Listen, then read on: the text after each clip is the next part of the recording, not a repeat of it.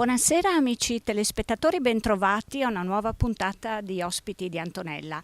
Anche questa sera siamo in una location esterna al ristorante Al Most nelle Valli del Natisone e visto il periodo, gli europei di calcio, come non continuare a parlare di questo argomento con un ospite d'eccezione, il mister Attilio Tesser. Benvenuto. Grazie, bentrovati a voi. E grazie anche a Daniele. Grazie Antonella, ospite. Grazie dell'ospite che mi hai portato oggi, perché è un mito, è un idolo, perché tu l'hai detto, il mister Attilio Tesser, ma sai, prima di essere un mister, questo è un uomo ed è un grande uomo con la U maiuscola, e non lo dico perché mi riserva della sua amicizia di cui sono molto onorato, perché è proprio così. Vai Antonella. Ma infatti avevo letto qualcosa, poi magari lo approfondiamo, ma facciamo un passo indietro. Prima di mister, ex calciatore italiano, ruolo di difensore, e la cosa che mi ha incuriosito, mancino. Quindi essere mancino è una qualità che avvantaggia e confonde le idee dell'avversario? Sì? No, assolutamente no. Poi sono mancino solo di piede, come tante persone, non con la mano a mangiare nulla. No, si nasce così, penso. Il destro mi serviva quando giocavo di supporto, ma il piede mancino è un piede naturale che viene, non c'è nessuna diversità da chi calcia con il destro. Quindi ricordiamo diverse stagioni in Serie A per arrivare anche a vestire la maglia dell'Udinese aiuto? Non ho studiato. Era l'Udinese di Zico, Antonella, tu forse non eri ancora nata, non lo so, però voglio dire, era la mitica Udinese di Zico. E poi succedono cose fantastiche. Noi abbiamo avuto nostro ospite alcune settimane fa Paolo Miano. Paolo Miano giocava nella stessa Udinese di Attilio Tesser, ma poi è stato anche allenato da Attilio Tesser del Sevegliano, è vero? In verità sacrosanta, mi ricordi quando ero giovane questo, Quando ero giovane da calciatore innanzitutto all'Udinese, i miei 5 anni, dopo l'esperienza biennale a Napoli, e aver fatto un periodo della mia vita molto bella, molto importante. Tra virgolette, ho conosciuto mia moglie a Udine, mi sono sposato e tutto. Paolo, siamo stati compagni di squadra, e dopo io qualche anno in più, ahimè, ho fatto l'allenatore e ho avuto il piacere di allenarlo a Sevegliano con Berto Nicoletto, e abbiamo dato due belle stagioni. Ecco, e tra l'altro Paolo Miano è proprio qui di San Pietro al Natisone, dove noi ci troviamo, al Risto Bar Al Most, proprio lungo il fiume Natisone, molte proposte sportive anche con le canoe, eccetera. Quindi quando passate di qua, se vi fermate, certamente andrete via contenti e con un entusiasmo molto bello. Ma nelle valli del Natisone vogliono tanto bene anche ad Attilio Tesser. Come mai ci sono persone che ti chiamano, che ti chiedono di venire qui, no? Questo legame con le valli del Natisone? Ma qualche anno fa mi hai portato te qua a conoscere delle persone, poi le ho conosciute anche in ritiro. Ho amici di Enzo Cainero col Giro d'Italia, amici di Paolo Miano, quindi l'ho un po' frequentato così. Le conoscenze e poi una simpatia che evidentemente c'è stata, reciproca, e che mi fa molto piacere. Antonella. E tornando al recente passato calcistico in regione, parliamo del Pordenone dal 2018 al 2021. Cosa ricordi particolarmente con affetto di questo periodo? È un periodo meraviglioso per me. Vittoria di un campionato, è stata scritta una pagina importante di storia. Il Pordenone, dopo 100 anni della sua storia, è stato promosso in Serie B, non l'aveva mai fatta, quindi una promozione storica. Campionato di Serie B incredibile, con un quarto posto, un playoff. C'è l'amarezza magari di quella partita che non abbiamo vinta, ma c'è la soddisfazione di un anno che non si perda di vista, una partita con un anno straordinario, impensabile, detta da tutti la grandissima sorpresa del campionato. Quindi questi, io dico, grandi successi, vittoria del campionato, Supercoppa e Lega Pro, un quarto posto in Serie B, direi che mi lasciano, anche se poi c'è stata un po' di amarezza per come è finita lì a Pordenone nel terzo anno, nel finale del terzo anno, solo cose belle, bellissime che ho passato Ecco, proprio su questo finale, io ho avuto modo, intervistando un'altra persona, Pillastrini, l'allenatore del Gesteco Basket di Serie B, qui di Cividale, di ricordare su un tema che parlava lui, parlando di etica, di umiltà, di persone, di come si approcciano, ricordare un nostro scambio di messaggi. Io incazzatissimo, scusami il termine, quando ti hanno esonerato dal Pordenone dicendo un errore micidiale così, e tu invece quasi che mi calmavi, mi dicevi no ma stai tranquillo, è il calcio e così. E dopo ancora più importante il fatto che tu non solo non hai gufato, ma hai tifato per la salvezza del Pordenone che non era più allenata da te, e questo è veramente fantastico.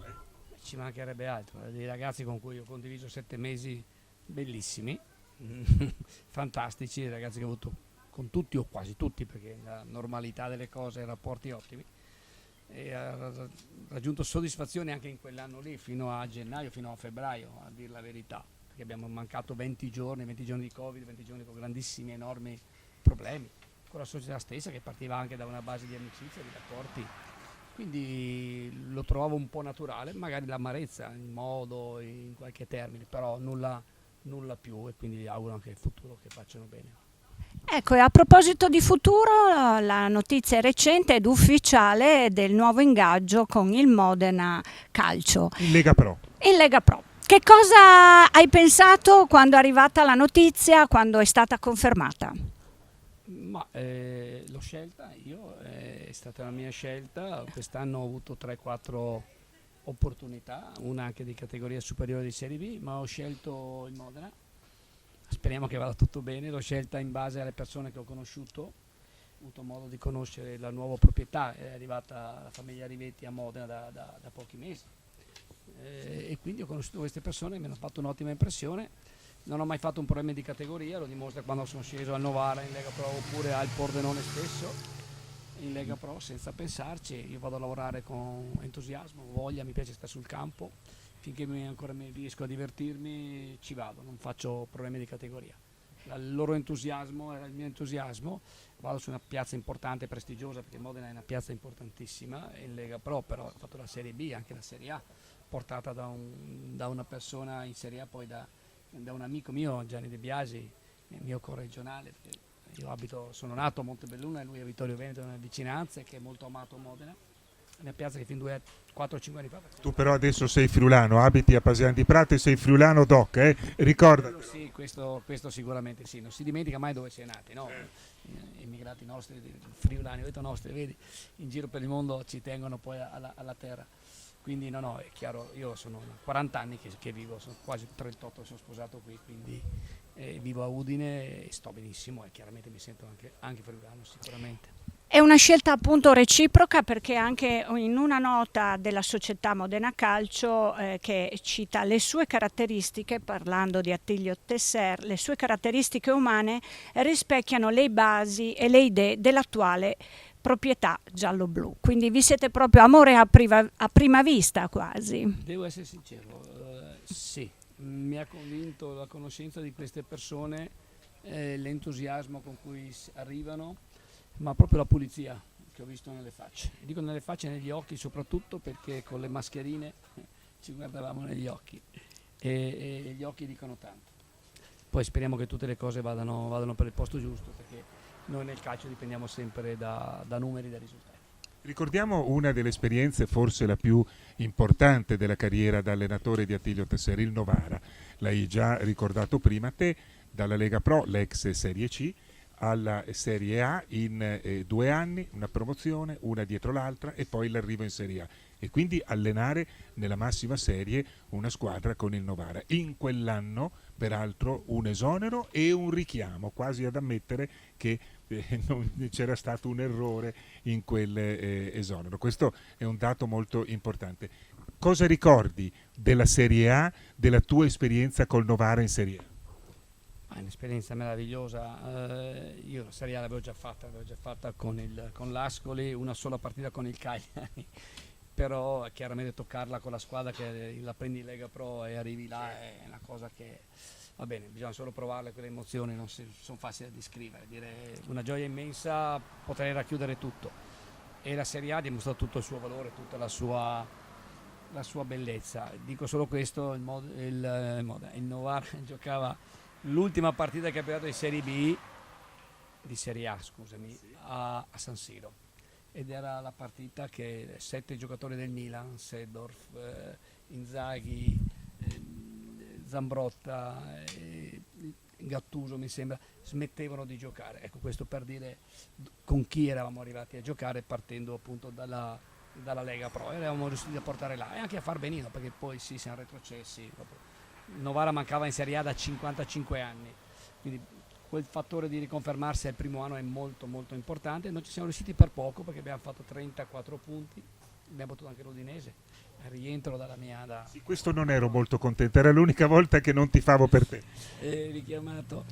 E abbiamo fatto bene, veramente ci è mancato poco che riuscissimo a salvarci. Quindi io ricordo veramente solo esclusivamente meraviglioso di tutto, dell'ambiente che si era creato, una simbiosi totale con la squadra, con la società, con i tifosi, una cosa veramente molto bella. Vai Antonella, oggi scusami che parlo tanto, ma mi hai portato un grande amico, lo so, che personaggio. mi stai trascurando. No, vai Antonella. Quando invece Attilio Tesser diventerà grande, che cosa vorrà fare da grande? Da grande è già, mamma mia, vado in pensione. Appunto, era un modo... No, vado in pensione, spero ancora qualche anno, però da aspettare. A casa dico sempre, ma ancora qualche anno lo voglio fare, finché ho motivazione, voglia di far bene. Cerco di non essere, questa è la mia vita. Sono nato da ragazzino, ho provato a fare il calciatore, mi è andata bene, ho provato a fare l'allenatore, mi è andata bene, e quindi tutta la mia vita l'ho fatta nel calcio, da 16-17 anni a oggi. Spero di smetterò il più tardi possibile, smetterò il giorno che non troverò più emozioni e voglia di stare su quel rettangolo lì, e dopo verremo fare qualche passeggiata anche sulle valli della zone bellissime. Meritato riposo, quindi. Noi stiamo registrando il mercoledì tardo pomeriggio, e quindi sappiamo che l'Italia è in finale degli europei, ma non sappiamo ancora con chi dovrà giocare, se con l'Inghilterra o la Danimarca. Al di là appunto dell'avversario, ecco, ti chiederei un giudizio su questa entusiasmante, non c'è che dire, cavalcata dei ragazzi di Mancini, della nostra squadra nazionale. Come li hai visti, come li hai seguiti, e secondo te questo fatto di essere riusciti a fare un gruppo così compatto quanto li ha aiutati? Parto da quest'ultima, che per me il calcio è questo, è unità di intenti in un gruppo, in una società, in uno staff, dal fisioterapista, magazziniere, staff tecnico, giocatori e società, e tifosi, deve essere tutt'uno. Direi che il grande merito di Mancini è stato quello, attenzione, ricordiamoci che noi venivamo dalla clamorosa eliminazione ai mondiali di Russia, e da lì lui ha ricostruito, è stato bravissimo, ha creato un clima, di una squadra molto giovane, in un clima quindi di entusiasmo che mediamente la gioventù porta, ha saputo instaurare un clima bellissimo. I risultati e il tipo di gioco che ha espresso evidentemente hanno consolidato tutto questo, perché contano anche i numeri. Hanno consolidato questo e hanno formato un gruppo veramente granitico di amici, perché basta vederli in campo come si aiutano uno con l'altro, e questo penso che sia un merito grandissimo di Mancini, dei suoi aiutanti chiaramente, e poi anche dei giocatori che hanno saputo, la cosa fondamentale, mettere quel noi famoso davanti all'io, al personale, anche perché poi quando si gioca in maglia azzurra, che io ho avuto il piacere di metterla con l'Under 21 e in nazionale olimpica, si rappresenta una nazione, e di questo è da essersi solo orgogliosi.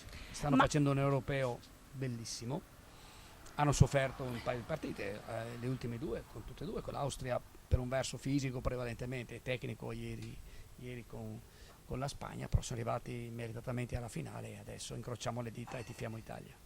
Ma un mister così umano ed equilibrato perde mai le staffe? C'è stata una volta in cui ricordi che ti hanno fatto veramente arrabbiare i tuoi calciatori? Ma ce ne sono tantissime.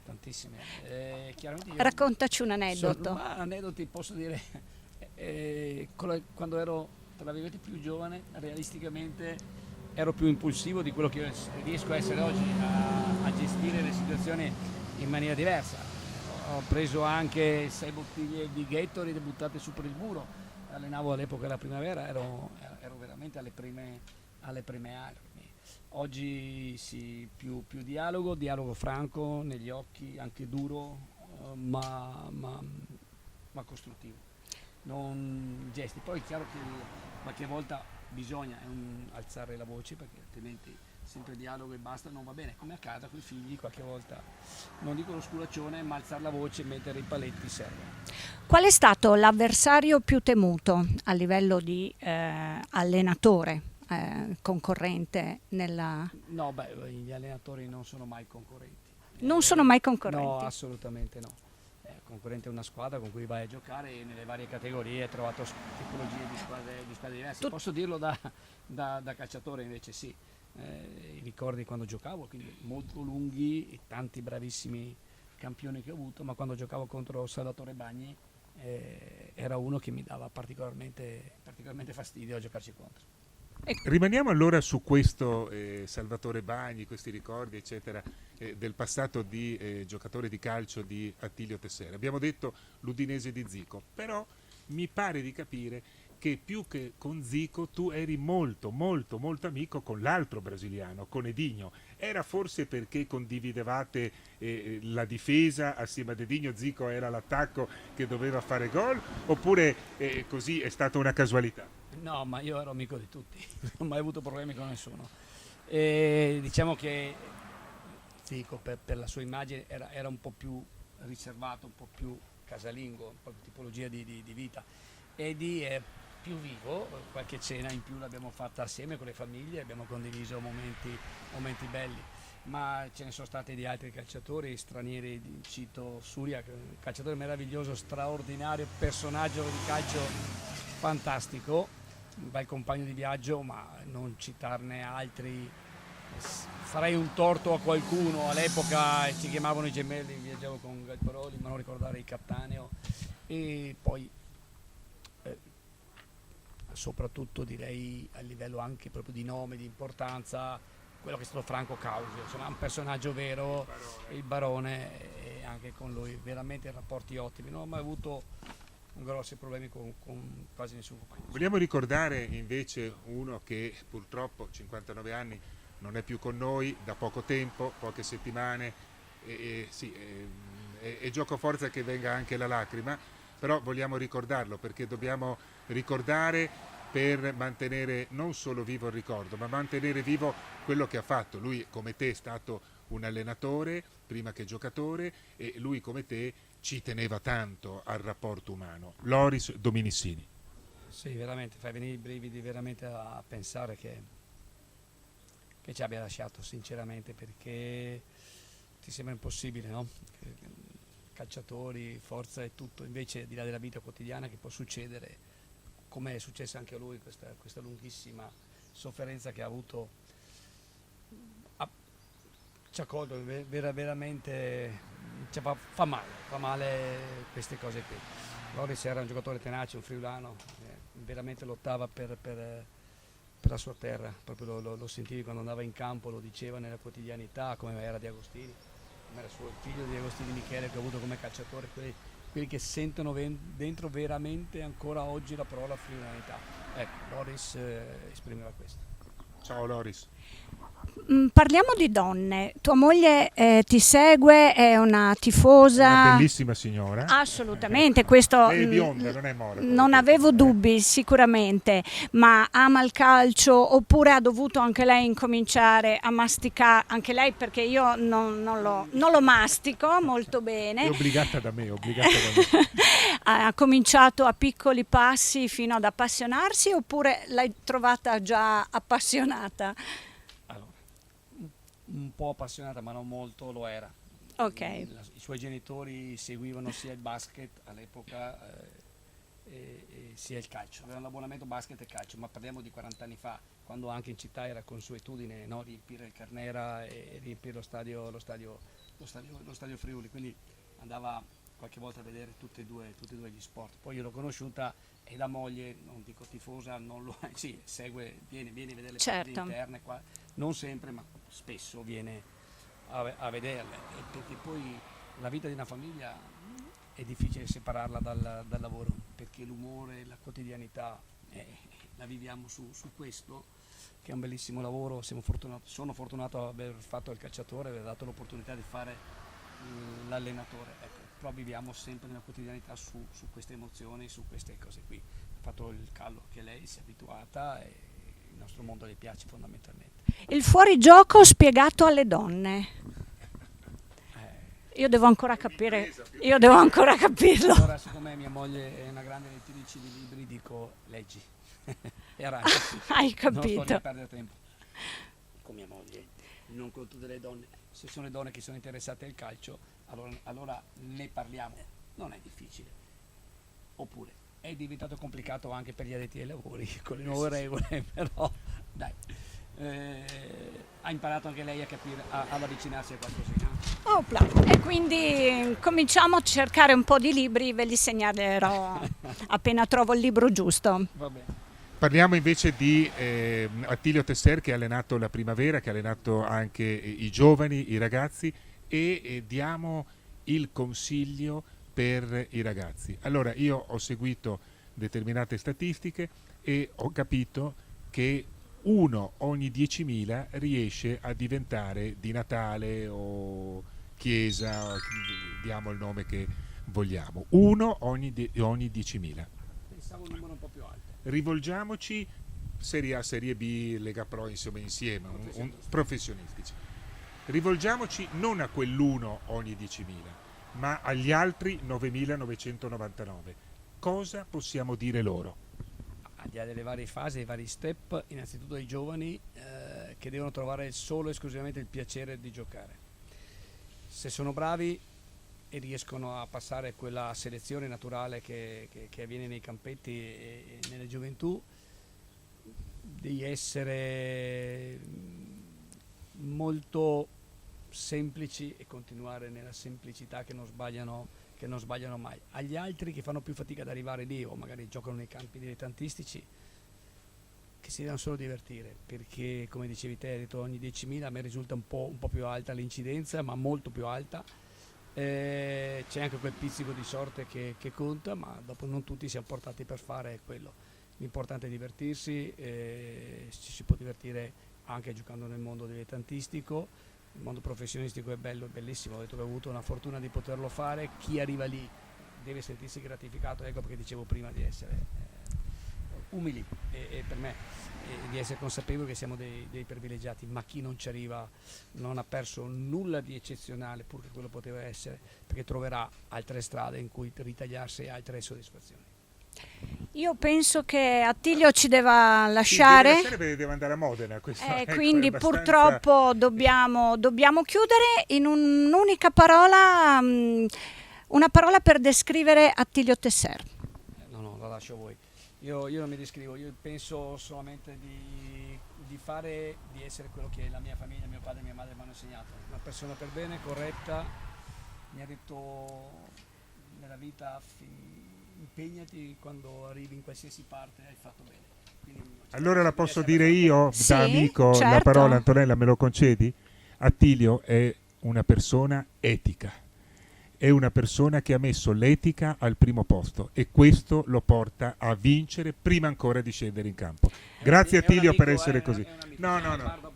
È la verità. Bene, allora grazie Attilio Tesser per essere stati con noi, grazie Daniele, ospite fisso della trasmissione. Vi ricordiamo che siamo in onda anche online, sottotitoli li vedete in sovraimpressione. Ci rivediamo giovedì prossimo per nuove interviste e nuove storie. Buonasera.